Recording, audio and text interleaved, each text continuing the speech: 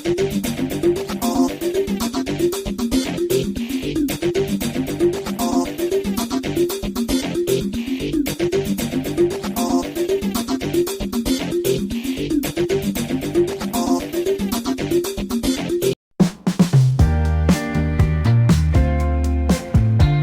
नमस्कार, मी श्वेता माझ्या मराठी ब्लॉग चॅनलमध्ये परत एकदा तुमचं मनापासून स्वागत करते. तर ना ही इथे तुम्हाला दिसत आहे ती उडदाची डाळ आहे.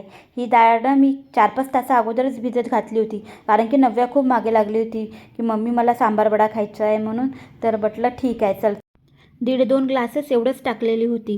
तर म्हटलं संध्याकाळी होईल तेवढंच बस, कारण की कसं आहे ना सकाळी वगैरे असं पदार्थ बनवायला मिळतच नाही. सकाळी उठल्या टिफिनच असतो आणि टिफिनमध्ये मी जनरली भाजी पोळीच देते. फार कमी असं वेगवेगळे पदार्थ वगैरे देते, पण भाजी पोळीच देते, कारण की दुपारपर्यंत 3-3:30पर्यंत मुलं स्कूलमध्ये राहतात. मग तेवढ्या वेळपर्यंत ते काही असं अदर वस्तूवर नाही राहू शकत ना, म्हणून भाजी पोळीच करते. मग यांचाही टिफिन जातो आणि माझ्या 2 मुलांचाही टिफिन जातो म्हणूनच. आणि असं जे काही करते ना मी नवीन पदार्थ ते मी संध्याकाळीच वगैरे करत असते. तर इथं बघू शकता दुपारी मी किराणा लिहून दिलेला होता आणि हे किराणा घेऊन आलेले आहेत. आता संध्याकाळच झाली आहे, 7:30 वगैरे झालेले आहेत त्या टायमिंगवर. आणि नव्यासाठी वेगळं तिच्यासाठी क्रीम बिस्किट आणलेले आहेत, तिला आवडते म्हणून. तर आणि बाहेर ना पाऊस सुरू आहे, थोडंसं ना ओलं होतच आले होते. तर हॅपी हे बिस्किट तिला खूप आवडतात, म्हणून तिच्यासाठी स्पेशली ते घेऊन येतात. नेहमी जेव्हा येतात तेव्हा चॉकलेटही आणतात, परत बिस्किटही आणतात. असं कधीच 8 दिवसातून एक वेळा वगैरे चॉकलेट वगैरे मी मुलांना देतोच. कधी मग झाली इच्छा तर तेव्हाच, नाहीतर जास्त गोड वगैरे आम्ही बाहेरचं खाऊ देत नाही. तर इथे बघू शकता मी माझं लसूण सोलण्याचं काम सुरू आहे. आणि हेच दाखवत होते की लसूण आमच्या घरचं लसूण आहे, शेतातलं लसूण ना आम्हाला वर्षभर पुरून जातं, आरामात पुरते. मला काही विकत वगैरे घ्यायची कधीच गरज पडत नाही. उलटं ना आमच्या शेतामध्ये जे लसूण होतं ना ते लसूण आम्ही सेलसुद्धा करतो, विकतोसुद्धा. तर बघू शकता आता किराणा यांनी आणला आहे आणि लगेचच काढायला बसले आहेत, कारण की ना आपण जे काही साबण सोडा असतो, भरपूर निरमा असतो, जे काही अशी जे वास लागण्याचे वस्तू असतात ना, त्या वस्तू सगळ्या काढून घेणार आहे. त्याच्यानंतरच मग म्हटलं राहू द्या सगळं, मग तसंच पॅकिंग करून ठेवून द्या, कारण की आता जमवायला मला वेळ नाही. आता जर किराणा भरत बसेल तर वेळही होईल आणि परत ना मला डबे वगैरे सगळे घासायचे आहेत. पूर्ण स्टीलचे डबे घासून काढायचे आहेत, प्लॅस्टिकचे डबे जेवढे काही खाली झालेले आहेत आता ते पण मला घासून काढायचे आहेत. तर तो व्हिडिओ तुम्हाला नक्की येईलच उद्या परवा वगैरे. तर ना म्हटलं फक्त तेवढं काढून घ्या, साबण सोडा जे काही असं सुगंधित वस्तू आहेत त्या सगळं, आणि मग परत ते तसंच भरून ठेवणार आहे. अजवाईन राहू द्या, मी उद्या भरीन सगळं, आता ठेवून द्या. अगं खाता कधी लन नाही करावं, नाही कधीच नाही. खाता उष्ट्या याच्याने तोंडाने कधीच लन नाही करायचं. एक तर खाऊन घे, नाही तर अभ्यास कर. तर ना तुम्हाला इथे नक्ष दिसत नसेल तर नक्ष ना आपल्या बडी मम्मीकडे गेलेला आहे. आता त्याची बडी मम्मी जवळच राहते, इथेच राहते बाजूलाच, एक घर सोडून. तर तो तिथे जातो. तर तिथे गेल्यानंतर तो 1-2 तास तर राहतोच म्हणा, त्याच्यानंतर मग येतो.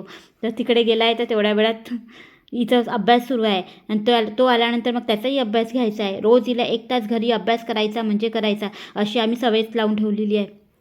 त्यामुळे ना अभ्यास करण्याची हॅबिट पडून जाते आणि मग रोज आपल्याला अभ्यास करायचाच आहे हे पण मुलांच्या लक्षात येतं.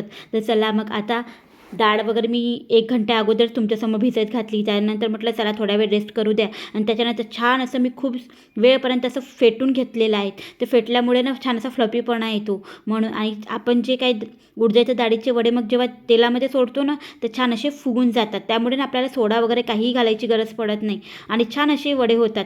आता सांबार वड्याचा आकारही देता येते म्हणा, पण नाही, आता मी साधेच वडे काढणार आहेत. आणि यामध्ये फक्त उडदाच्या डाळीच्या त्याच्यात बारीक करण्यामध्ये ना मीठ टाकलेलं आहे. जर तुम्हाला वाटलं तर तुम्ही जिरेही टाकू शकता किंवा ओवाही टाकू शकता किंवा एखाद मिरच्या पण बारीक करूनही टाकू शकतो, मी तसं पण करते नेहमी. चला मग आता सांबारही केलेला आहे. आता सांबार वगैरे शेअर नाही केला कारण की जास्त काही नव्हतं ना, म्हणून थोडंफारच मी केलेलं आहे.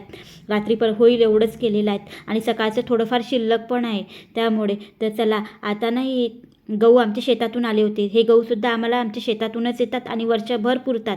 आता वर्षभर गहू आपल्याला ठेवायचे असते, स्टोअर करायचे असते. तर ते वर्षभर गहू मी कशी स्टोअर करते हेच तुम्हाला आजच्या व्हिडिओमध्ये मी शेअर करणार आहे. तर बघू शकता एवढे गहू ना मागच्या वर्षीचे जुने गहू आहेत. तर हे गहू मी या ड्राममध्ये भरून घेतले आता हे ज्या काही 3 कट्ट्या आहेत, ह्या 3 कट्ट्या मी ह्या मोठ्या ड्राममध्ये भरणार आहे. पूर्ण 3 कट्ट्या त्या ड्राममध्ये येऊन जातात, आरामात येतात. तर ना शेतातून गहू आणताना नाही तिथूनच चाळून आणि निवडून घेऊन येतात बायांच्या हाताने. मग मला फक्त मग मी चाळते वगैरे आणि दळून आणते थोडंफार निवडून. आता कितीही नाही म्हटलं तरी 1-2 खडे तर राहतात. तर बघू शकता आमच्या शेतातले गहू असे आहेत. आता खरंच छानच असतात, वर्षभर आम्हाला पुरून जातात. तर चला मग आता एक कट्टी तर टाकून घेतलेली आहे. तर आम्ही यामध्ये काय टाकलेलं आहे हे तुम्हाला सांगायचं होतं मला. तर ना यामध्ये आम्ही सल्फासच्या पुड्या येतात, अशा आम्ही 3 पुड्या यूज करणार आहोत. तर एक पुडी मी खाली टाकलेली आहे, तुम्हाला दाखवलंच. सगळ्यात अगोदर एक पुडी टाकायची आहे. त्याच्यानंतर मग एक कट्टा पूर्ण ओतून घेतलेला आहे. ओतून घेतल्यानंतर परत एक सल्फासची पुडी आहे ना, ती फोडून आम्ही टाकणार आहोत. तर बघू शकता हेच ते आहेत. तर तुम्हाला जर वाटलं तर तुम्ही स्क्रीनशॉट पण काढू शकता.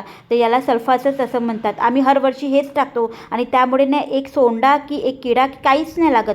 आमचे गहू वर्षभर जशान तसे राहतात. आता जुने गहू तर तुम्हाला दाखवलेच मी ड्राममध्ये भरले होते ते. आणि आता बघू शकता परत दुसरी पुडी फोडलेली आहे, तीसुद्धा यामध्ये टाकून घेतलेली आहे. आता ही टाकल्यानंतर ना मग याला हे दंडाच्या साईडनी परत अंदर करणार आहे. बघू शकता असं दंडाच्या साहाय्याने अंदर करेल आणि नंतर मग परत आम्ही दुसरी कट्टी टाकू. अशा प्रकारे ना आम्ही 3 पुड्या सल्फासचे यूज करतो. त्यामुळे ना गहू एकदम आमचे सेफली आणि वर्षभर आम्हाला आरामात पुरतात. तर बघू शकता आता एक कट्टी सगळ्यात अगोदर एक पुडी टाकली, त्यानंतर एक कट्टी टाकलेली आहे, परत एक सल्फासची पुडी टाकलेली आहे, त्यानंतर ही एक कट्टी ओतून घेणार आहोत आणि ही कट्टी वगैरे टाकल्यानंतर कट्टीतले गहू त्याच्यात परत एक आम्ही सल्फासची पुडी ठेवू आणि त्याच्यावर मग शेवटची कट्टी आम्ही टाकणार आहोत. तर बघू शकता आता ही दुसरी कट्टी पण आम्ही ओतून घेतलेली आहे.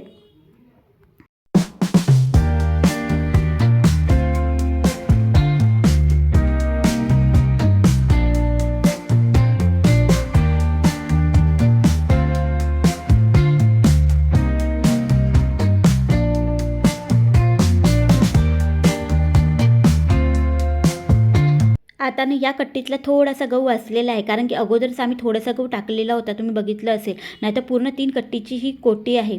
तर अशाच प्रकारे आम्ही गहू वर्षभर स्टोअर करून ठेवतो. आता जे काही बाहेर आहेत ना तोपर्यंत, आणि आता 1-2 महिने तर आम्ही जुनेच गहू खातो, कारण की नाही का नवीन गव्हाच्या पोळ्या थोड्या कडक होतात, म्हणून ना आम्ही 2-3 महिने तर आपले घरचे जुने गहू खायचे आणि मग नंतर हे सुरू करायचे आरामात ऑगस्ट सप्टेंबरपासून वगैरे. तर आता जेवढे काही बाहेर आहेत ते गहू तर मी दळून घेऊन येते, ते मला 2 महिने आरामात पुरेल.